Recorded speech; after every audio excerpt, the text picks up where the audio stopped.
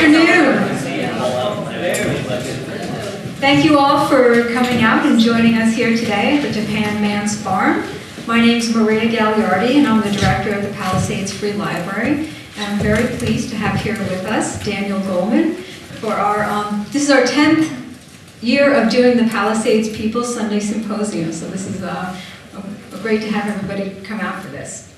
Daniel Goleman is an internationally known psychologist who lectures frequently to professional groups, business audiences, and neighbors. As a science journalist, Goleman reported on the brain and behavioral sciences for the New York Times for many years. His 1995 book, Emotional Intelligence, was on the New York Times bestseller list for a year and a half and has sold more than 5 million copies. And it's also been printed in 40 languages. Apart from his books on emotional intelligence, Goleman has written books on topics including self-deception, creativity, transparency, meditation, social and emotional learning, ecoliteracy, and the ecological crisis.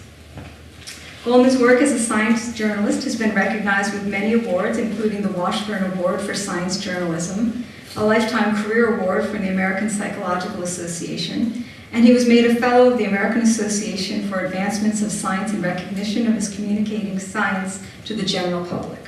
It is my great pleasure to introduce Daniel Goleman.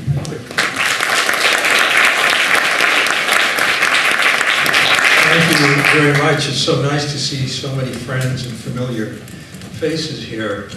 And also great to be speaking in this venerable old building about a venerable old practice, meditation. Seems very fitting. How many people here actually are meditators, even if it's on and off? Okay. How many people are like considering it, maybe? Yeah. Usually more of those than the other. So I think I might have a little bit for everyone, but I'm actually looking forward to whatever your questions might be. I got interested in meditation when I was a college student. The big thing back then was TM. I paid my $35 for a mantra that I later found out in India you could get anywhere for free, but I didn't know that. And I did it religiously, twice a day, 20 minutes. Anybody do TM? It's a very good practice. Yeah, exactly. So, and I was doing it because I was anxious. I was an undergrad and I had jitters, undergrad jitters, and it helped me. It helped me in the morning. In the afternoon, I fell asleep every time. So it helped me catch up with sleep deprivation too. It's doubly effective. And then I went on to graduate school in clinical psychology, and I was able to get a pre-doctoral traveling fellowship. And I went to India, and I was really interested in meeting like professional meditators. What happens if you do this all the time? So I was fortunate enough to meet one old yogi. His name was Neem Kroli Baba. He was known as Ram Dass's guru back then. The department I was in at Harvard was traumatized because 5 years before, Illyrian Albert had been kicked out for sharing psychedelics with undergrads. And they were a little leery of consciousness. I found out how leery, so to speak, when I came back. But so I met Neem Kroli Baba, who was this old yogi, who was remarkable. He was totally present. He was equanimous. He was someone who made you feel loved unconditionally. And the most remarkable thing was that when you're with him, you love people unconditionally too. It was contagious. So that was I'd never met anyone like that. And I met another old Lama. His name is Kunu Rinpoche, very humble, but still the same kind of core of qualities of being. And he was someone who you could, he lived in a very simple room. It's probably like twice as big as this platform.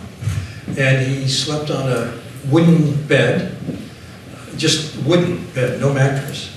And that was also his, where he hung out during the day. And anyone could come to see him any time of day or night.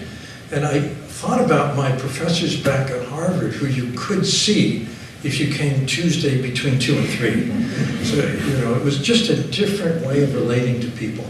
So I came back to my graduate studies really excited that I was like onto something here. And I said, you know, there's this whole other spectrum of human possibility. In clinical psychology, you study what's wrong with people.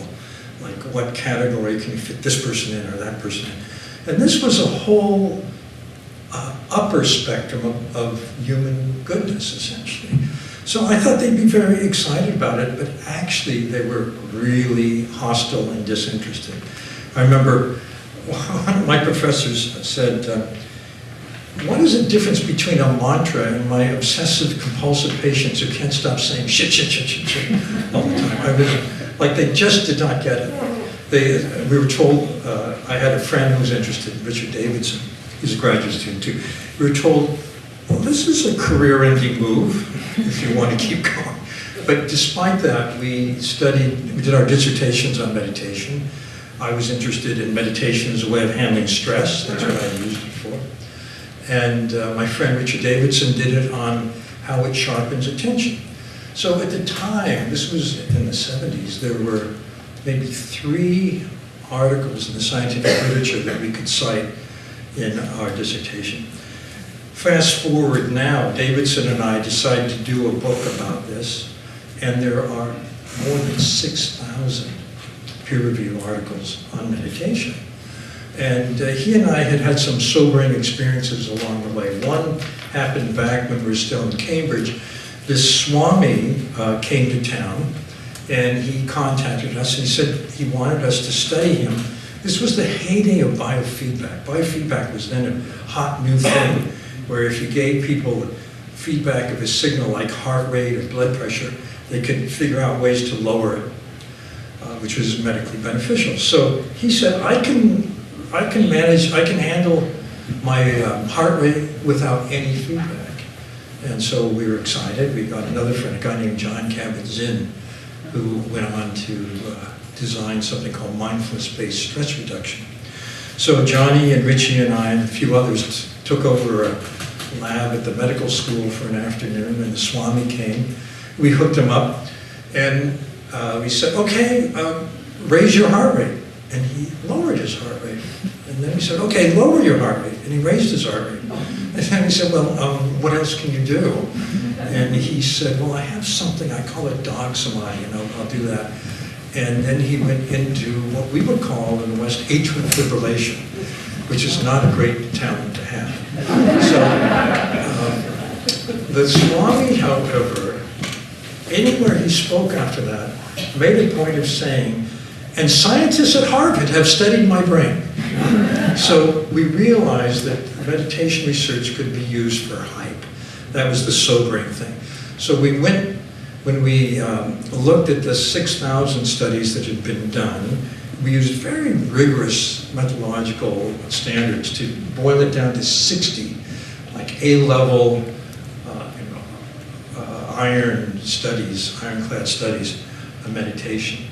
And one of the things that had us, made us do that is a study that Davidson had done with our friend John Kabat-Zinn. As I said, he developed a method called mindfulness-based stress reduction. It's used in many hospitals and clinics because it helps people handle chronic pain, live better with chronic symptoms, you know, things you can't get rid of, you just have to handle. So MBSR was really the basis for the fad now of mindfulness. Mindfulness is sweeping into business, into schools, and a lot of research had been done on it. But Davidson had wanted to do a really impeccable study. So he designed something called the Health Enhancement Program, which was about nutrition and exercise. And the people who went through health enhancement did just as many hours of that as people did MBSR. The instructors were just as enthusiastic, and guess what? The outcomes were the same if you asked people. So what that meant was that a lot of the studies that we were looking at were based on what people said after they'd gone through it, and it seemed to be due to just a positive expectation, and we wanted to look for more ironclad findings. So we waded through the 60 and came up with 3 levels of findings. The first is for beginners. How many people have just started any kind of meditation? Okay, so this applies to beginners. We found, for example, that yes, it does help you handle stress biologically. The part of the brain which triggers that stress reaction is less reactive, recovers more quickly. It also has very striking effects with attention. It improves concentration. And actually, this is kind of obvious if you think about it. I don't know what meditations you do, but one of the most common is mindfulness of the breath. Mindfulness of the breath goes like, in fact, let's just do mindfulness of the breath. Just sit up. I'll give you the instructions for free, or whatever you donated. So close your eyes and bring your awareness to your breath. Just be aware of the easy inflow, outflow. Don't try to control your breath. Be aware of it. Pay full attention to the entire inhalation, the entire exhalation, and start with the next breath. And if your mind wanders off, and you notice it wander, bring your mind back to your breath. Start again with the next breath.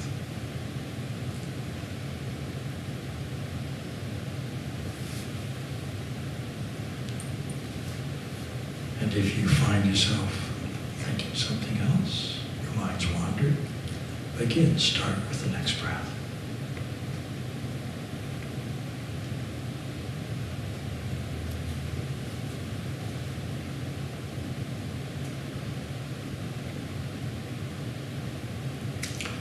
And now you can open your eyes. That was just a taste. That's a basic exercise, and usually people do it beginning 5 minutes, 10 minutes, 15 minutes, whatever you can do in your daily routine. But if you think about it, what we just did is a basic workout in mental fitness, because you're trying to bring your mind to one thing, you hold it there on your focus, and then notice when your mind wanders off. The mind wanders 50% of the time. We know this because of a wonderful study that was done at Harvard, where people were given an app for their phone, and it rang them at random times a day and asked 2 questions. What are you doing and what are you thinking about?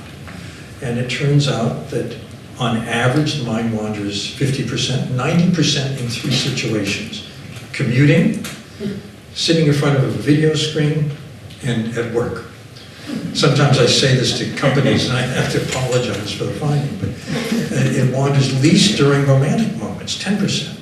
But then who would answer an app at a time like that? I wonder about the data. So anyway, on average, the mind wanders 50%. And in this simple exercise we did, we watch it wander, we notice it wandered, we bring it back. That's like when you work out in a gym. Every time you lift a weight, every rep makes that muscle that much stronger. Every time you bring your mind back, it makes the circuitry for concentration that much stronger. And this is another benefit that shows up right at the beginning. Less mind wandering, better concentration, better memory. Actually, interestingly, this was a surprise finding, better learning. They were doing this with students at the University of California. They found that the students who did mindfulness got scores on the graduate school entrance exam 16 points higher than other students. So it helps retain what you're paying attention to. That's the essence of learning. Other findings have to do with a meditation that's often done with mindfulness, sometimes called loving kindness, where you feel gratitude for people who've been kind to you in your life. You wish them well, and then you wish those same things for yourself. Now, may I be safe, happy, healthy, free from suffering, whatever it is. And then you wish them to people you love. And then you wish the same thing for people you know. And then people around you. And then people everywhere. So it's a kind of a workout of the heart. And it turns out to be a very powerful practice. Within 7 to 8 minutes, you see benefits from it. People become happier, they become more generous, more likely to help someone in need. So it does exactly what it's tailored to do. And then if you look at the long-term meditators, anyone here meditated for like a couple of years, several years? Yeah, so that's long-term meditation. These are people who have day jobs but manage to meditate every day somehow, or sometimes go on a retreat every year. And you see the same effects, but more so. So the attention gets better. Recovery from stress is even quicker. The time it takes you to recover from the peak of stress to calm again is called resilience. So it improves resilience. It makes people even more likely to help a stranger in need or anyone in need.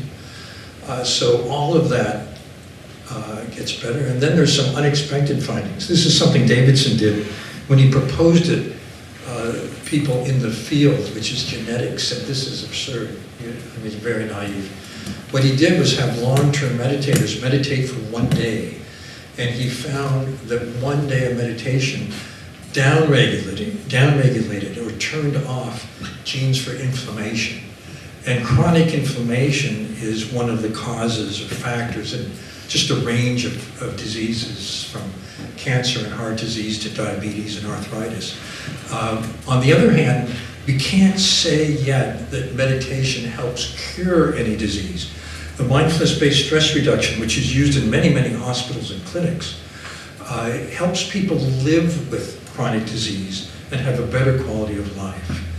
No one yet has shown definitively that it's going to help you cure a disease. On the other hand, when it comes to psychotherapy, it turns out that meditation is quite effective for anxiety and depression. Not bipolar disorder, which is very biologically determined, the kind of garden variety anxiety, depression. We don't know about other psychiatric disabilities yet, but they're being looked at, things like PTSD and so on. So, in essence, there's a dose-response relationship. We were able, or I should say Davidson was able, to fly over Olympic-level meditators. These are people who are professionals. They're monks, nuns, yogis, but they live in cultures that support being a monk or a nun or a yogi, and see the value of having someone push this inner art to its extremes. So these are people that have done 12,000 to 62,000 lifetime hours. If you do a 3-year retreat, which is a standard in the Tibetan world, you get credit for 10,000 hours. So 62,000 is really like industrial strength meditation.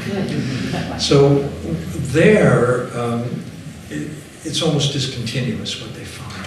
I happen to be watching when the first subject, a remarkable guy named Matthew Picard, was run. Matthew was a PhD in microbiology at the Pasteur Institute.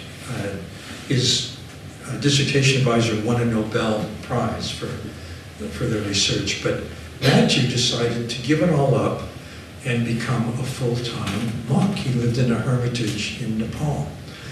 And it was only because he was present when the Dalai Lama was in a meeting with some neuroscientists.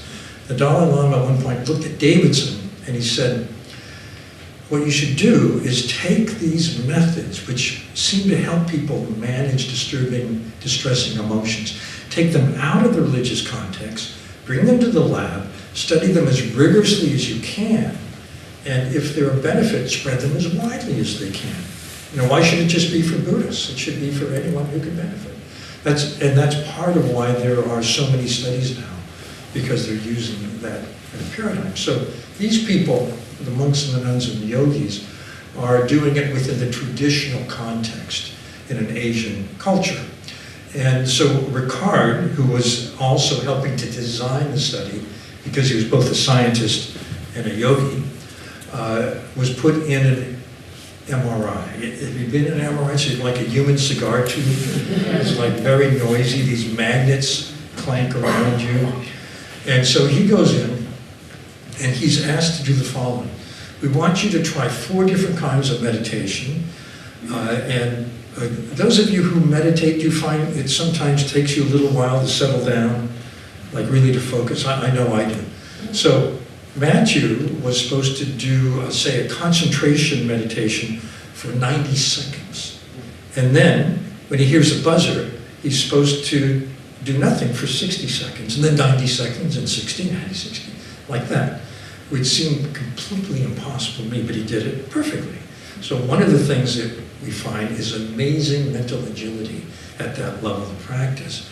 And each of the 4 meditations he did had a unique neural signature.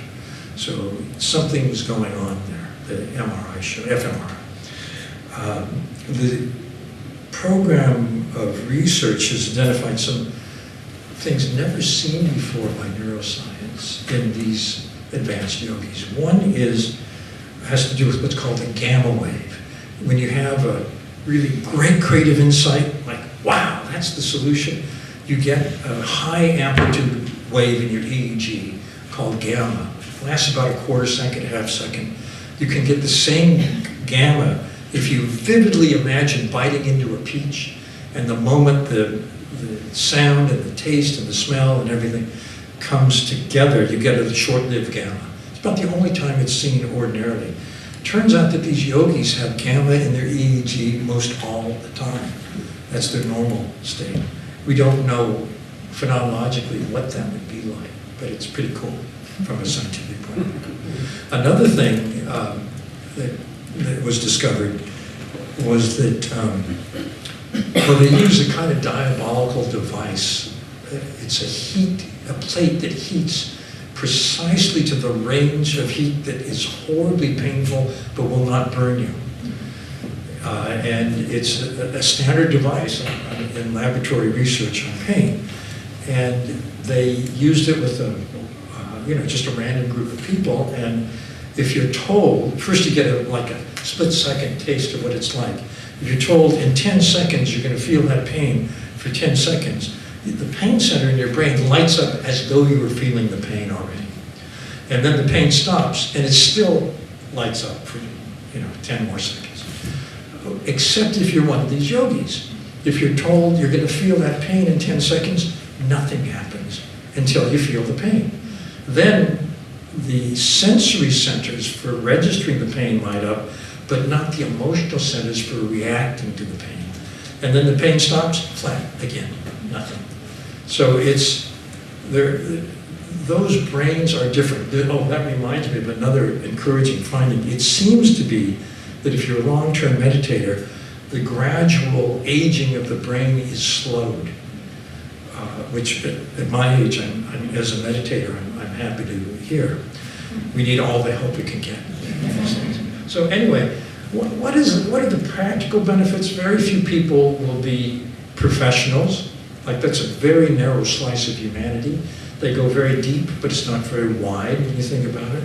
More people are long-term meditators in the forms they've been brought to the West, like the people in this room, apparently, myself. But that's still a fairly narrow band. And then there are people who are like doing mindfulness apps, or getting into business, or in schools. And that's going to go widest, I think, although it may not go deepest. I was at a school in Spanish Harlem. There's 7-year-olds, and half the kids in the classroom, I was told, had special needs, ADHD, whatever, even Asperger's spectrum, things like that. I thought the class would be quite chaotic, but actually the kids were calm and very focused. The teacher said, here's why. Every day we do this, and then they started belly buddies. And belly buddies, one by one, when your name is called, you go to your cubby, you get your favorite stuffed animal, you find a place to lie down in a rug, you put that on your belly, and you watch it rise on the in-breath, fall on the out-breath. We just did this. It's mindfulness, but it's for 7-year-olds. And it keeps them very calm and focused. In fact, it seems to enhance something technically called cognitive control, the ability to manage disturbing emotions and to keep your mind focused where you want it to be. It turns out it's the same circuitry in the prefrontal cortex, gets stronger. There was a famous study of cognitive control. It's called the marshmallow test. Some of you may know about it. It's done with 4-year-olds at Stanford University. One by one, kids from the preschool are brought in to a room, juicy marshmallow put in front of them, and they're told, you could have this now, but if you wait and don't eat it till I get back, you could have 2 then. Then the experimenter leaves the room, and those poor kids are staring at that marshmallow. About a third of them grab it on the spot, about a third wait the endless 7 minutes or whatever, until the experimenter comes back, they get 2. They're tracked down 14 years later as they're graduating high school, and the groups are compared, the kids who grabbed and the kids who waited. And they find that the kids who grab don't get along as well with their peers, still can't delay gratification in pursuit of their goals, which is what this is directly. And big surprise on the SAT, which at that time was 1,600 total points, the kids who waited had a 210-point advantage, which is huge. I went to Princeton and told the people who make the SAT about it. They were stunned. I said, that's as big as the difference we find between kids from a family where the parents have only elementary school education or kids with a parent with an advanced degree. It's a stunning difference. But these are all kids at Stanford. And it seems to be because of this variable cognitive control, which is independent of other abilities. There was a study done in New Zealand where they measured cognitive control in kids 4 to 8, including the marshmallow test, tracked them down in their 30s. You can do this in New Zealand. You could not do that here, I'm sure, because in New Zealand there's nowhere to go. So they tracked them down, and they found that cognitive control in childhood was a better predictor of your financial success and your health in your 30s than your IQ as a kid or the wealth of the family you grew up in. It kind of levels the playing field, and it's a completely independent variable. I was in Cape Cod, and the woman there had brought what's called social emotional learning, which is I've been an advocate of for years. Basically, it teaches the skills of emotional intelligence to kids, K through 12. It's self-awareness, self-management, empathy, social skill, and mindfulness, I think, plays a role in that. She brought mindfulness to the schools. And she said, she just heard this great story. It's a snowy day, like today, on the Cape Cod. This 5-year-old wants to go out and play in the snow, and the mom says to this kid, you have to put your snowsuit on before you can play in the snow. And this kid has a meltdown. He's having a tantrum, he's pounding the floor, I won't put it on. You know, just hopeless. And then all of a sudden he stops, gets up, goes to his room. He's in there for a minute or two, comes out, calmly puts on the snowsuit and goes out. Or starts to go out. And the mom says, hey, what just happened? And he says, oh, well, my guard dog got really upset. So I had my wise owl talk to it. This is neuroscience for 5-year-olds. It's basically talking about the prefrontal cortex, the executive center, and the amygdala, the center that makes you have a tantrum. And he was learning mindfulness. I taught mindfulness to a kid, 5-year-old kid who came to Thanksgiving last year. He was wearing a Batman suit. And I said to him, do you know how Batman got his powers? And he wanted to know. So I said, well, sit down and just watch your breath. He sat still for about 30 minutes without moving, watching. I was astounded.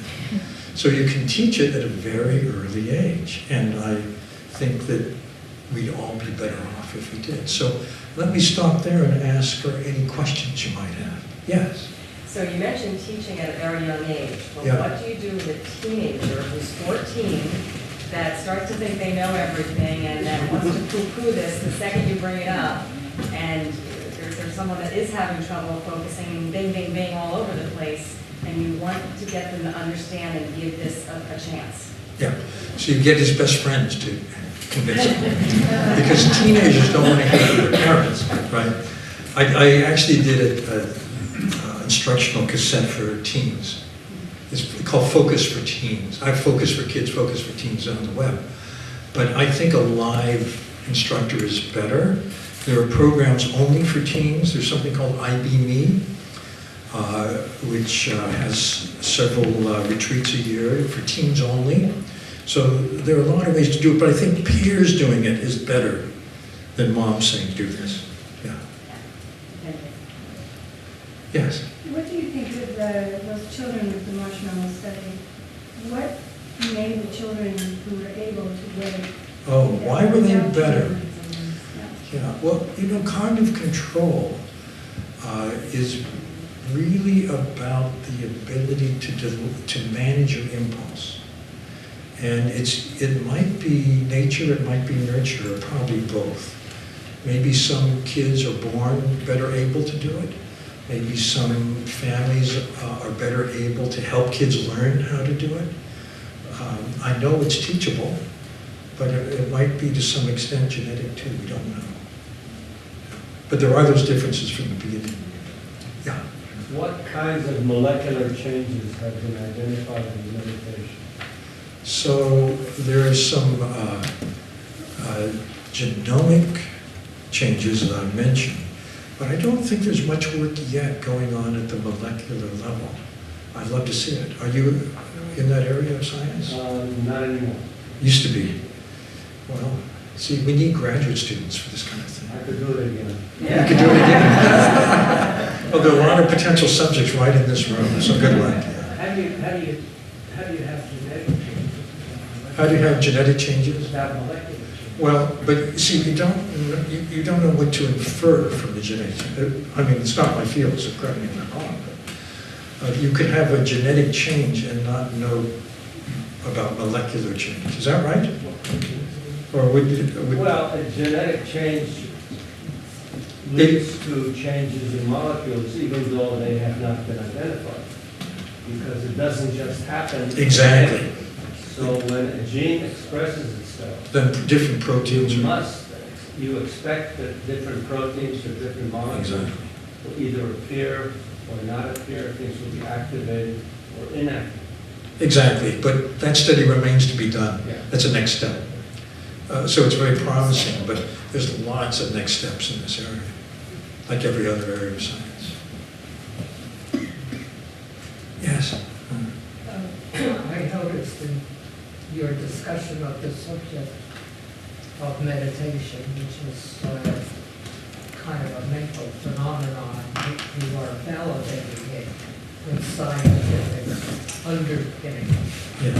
I'm wondering whether meditation spurs psychic phenomenon that doesn't have scientific underpinning. So Joan is pointing out that I'm talking about scientific findings about a phenomenological experience or method, meditation. Are there changes at that level, the phenomenological level? Is that what you mean by the psychic? Yeah, absolutely, there are. However, people like the Dalai Lama really encourage scientific research because he sees science as a language which is understood around the world. Maybe not in Alabama, but other places. And he thought that that would be more convincing. But the classical literature in every meditative tradition, and there are meditative traditions in every major world religion, will talk about phenomenological changes. Yeah, Alan. Is there a role for music in meditation? Is there a role for music? Some meditations are rhythmic. They're movement meditations. There could be a dance that's a meditation. They're walking meditation. I don't know about any singing meditation. So that's an interesting question. I don't know about music and meditation. I better figure it out because I'm supposed to be on a panel with the Rubin Museum on meditation and music in a couple weeks. So if you have any thoughts, let me know. There's a book about that? Meditation, music in the brain or meditation in music? Meditation in the brain, and which includes meditation. Well, there are a lot of books on meditation in the brain. I'm looking for the music part. Right, yeah. Google it, you'll find it. Google it, okay. That's what I was going to do. Well, the music requires real concentration. Exactly. But what about chant? Yeah, and chant, you could, if you regarded chant as music, then chants are part of many meditative traditions, absolutely. Isn't there, if they Yeah, and for example, the oldest meditation I know about in the Christian tradition was the Desert Fathers in the 2nd century in the Egyptian desert. And they were, their chant and mantra was Kyrie eleison. And now they've moved to Athos. It's continued, the tradition continues there. In the back, yeah. Yes, you mentioned mindfulness meditation and transcendental meditation. So what are the main difference between them two? And also, if do mantras help your meditation? Mantras, do they help your meditation? So there are many kinds of meditation. Mindfulness is the kind of flavor du jour everyone's heard about. Some people think mindfulness refers to all meditation. Actually, it's not. It's one kind of meditation, or it's a sub method in meditations. So in mindfulness, you monitor your mind. It's used in therapy. There's something called mindfulness-based cognitive therapy, which my wife, Daniel Goleman, was the first to put those together, mindfulness cognitive therapy. But now it's a very hot topic, a lot of research on that.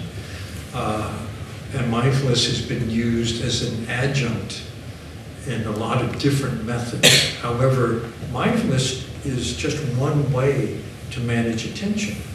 You could concentrate, like Matthew Ricard did, but he concentrated just on something he was looking at. A mantra, which is a sound you repeat over and over. Kyrie eleison is actually a mantra. I had a mantra in TM.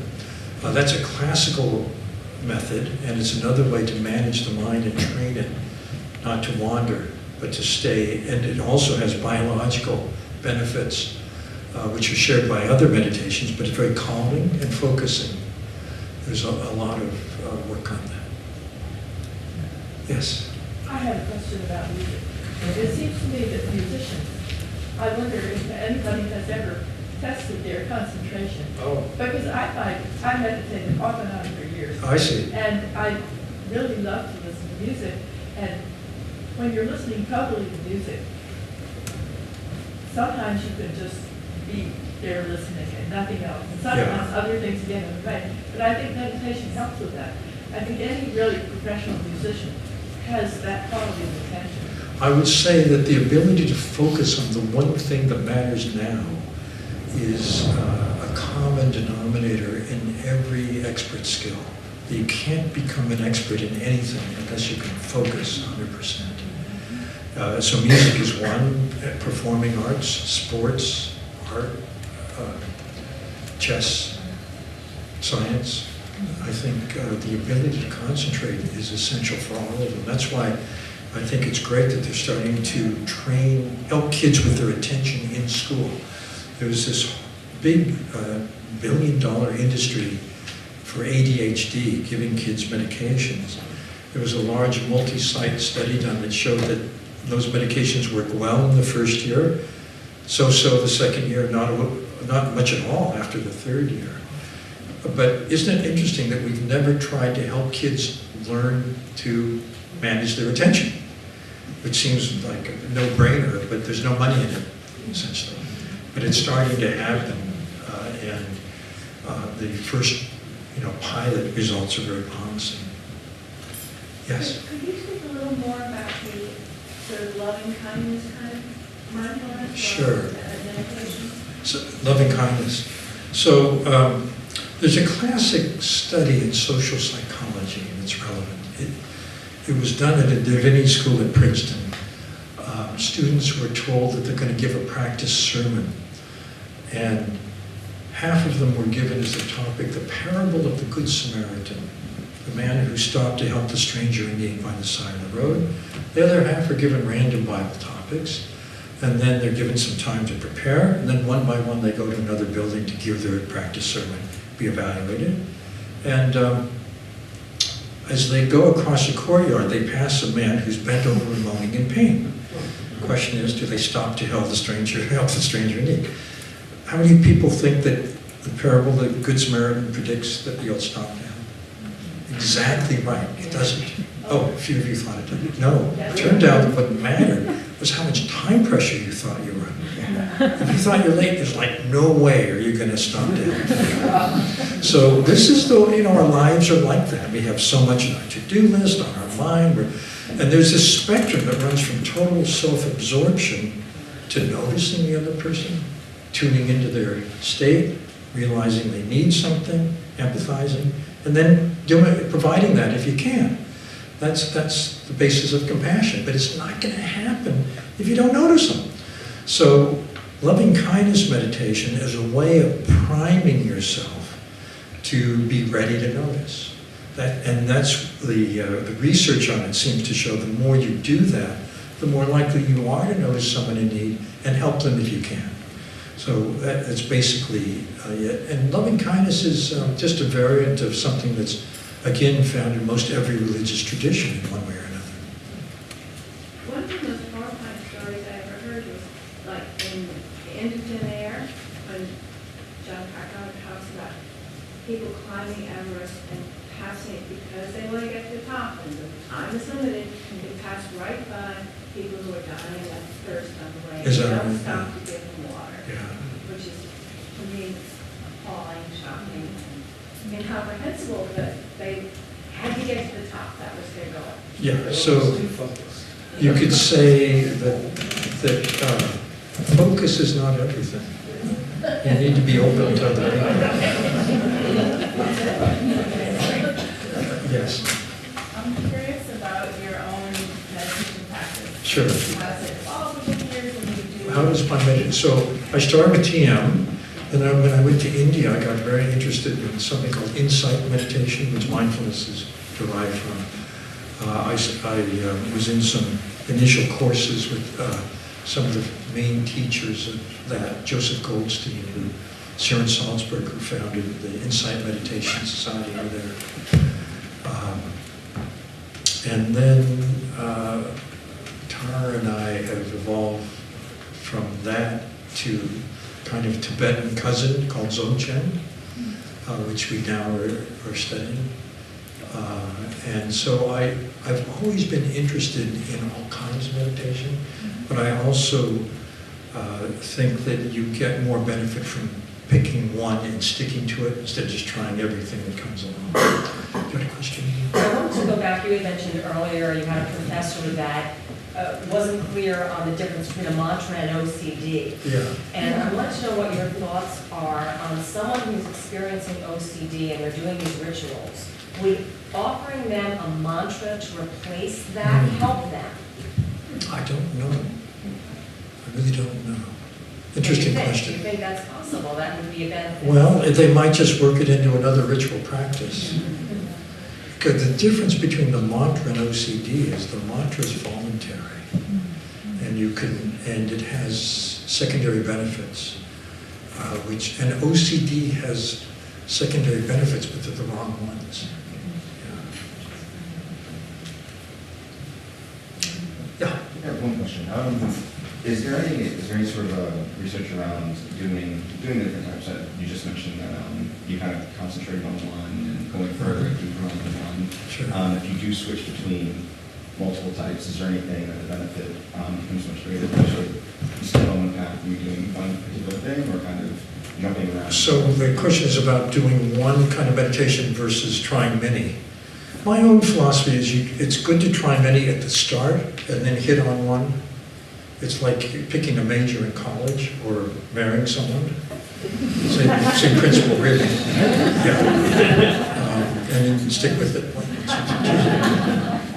I guess in conjunction with that is, are the different ones that you're focusing on, are there different benefits? So you were saying that there is... Oh, are there different benefits? Yes. So the research, which I think is too narrow so far, mostly is focused on focusing, on mindfulness, on loving kindness, but there are like dozens and dozens of meditations that have never been studied.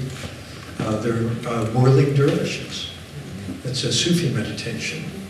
I once in Istanbul was able to go to a mosque where they do that daily, and it's clearly meditative. but it's never been studied. There's visualizations, there's many, many, many kinds, so we don't know what the payoffs are.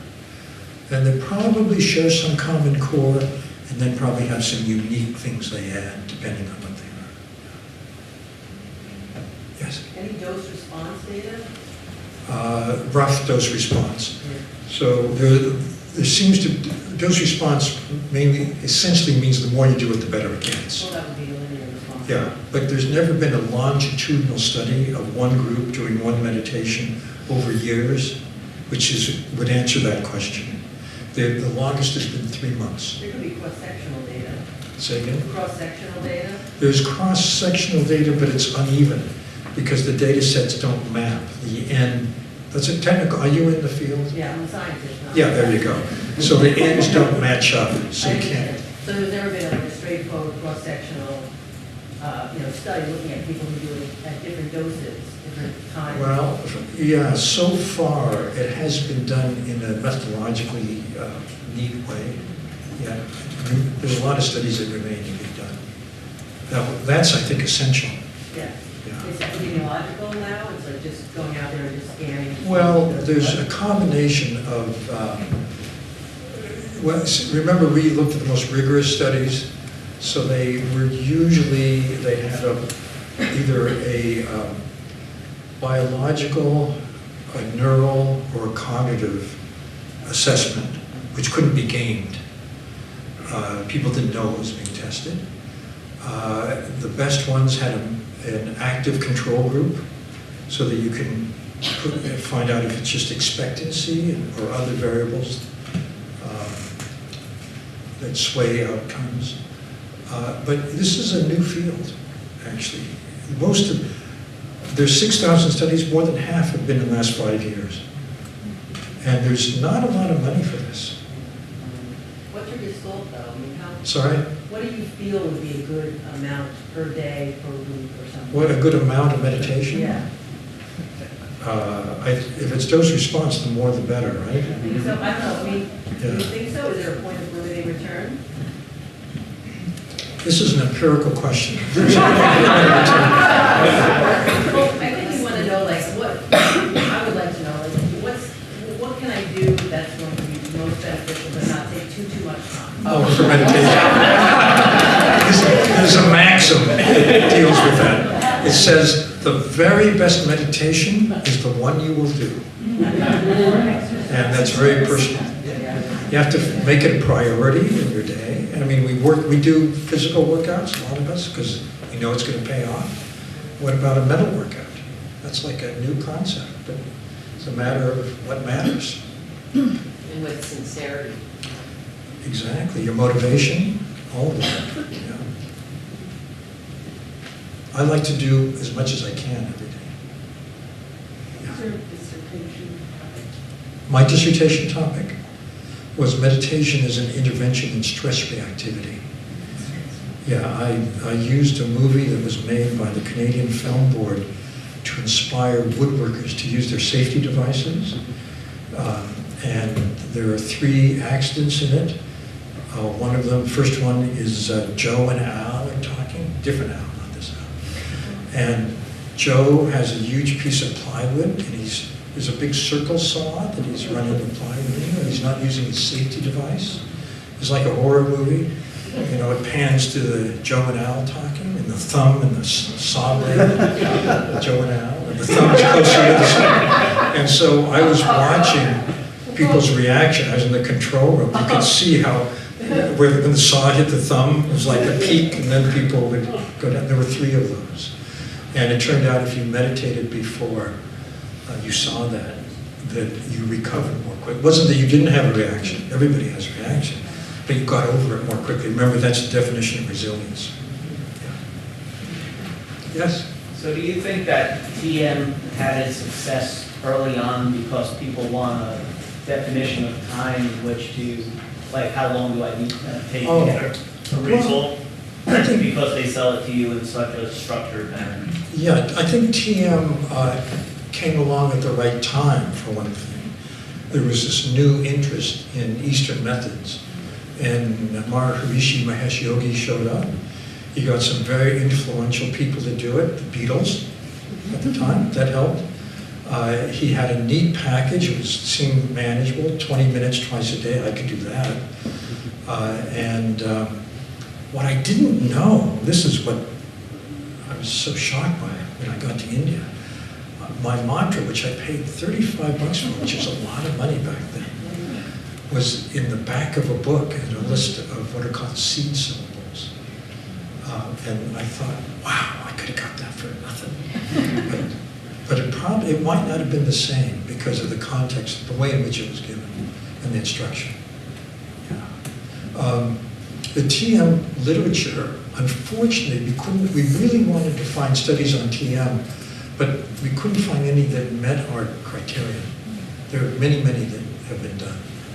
Yeah. And I think it's basically a good meditation method, just overpriced.